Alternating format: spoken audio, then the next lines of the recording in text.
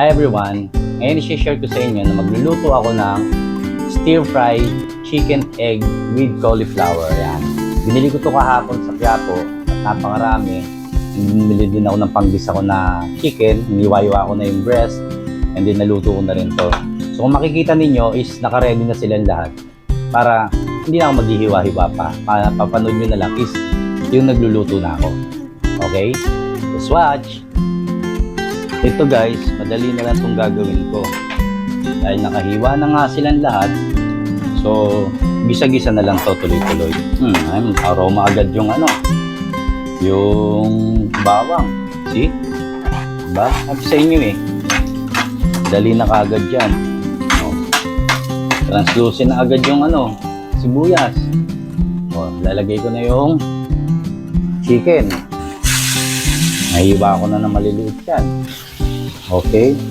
So, hanggang dito na lang muna guys. So, I'm back guys. Ito na. Ang final. Patay na ang kalan. Laglag na yung itlog. And then, lagay na rin yung pampalapot. Mix-mix na lang. Tapos na. Luto na yan guys. Luto na po ito. Yan. Lagay na natin lahat dyan. So, yun nga. Lutuin na lang natin konti. Actually, yung kalan ko, mahabang buhay ang init yan. Kahit nakapatay na yan, di kagad yan mawawala ng init. Parang plancha. Yun na, good na siya. So yun lang po. Maraming salamat sa panonood. God bless. Bye-bye.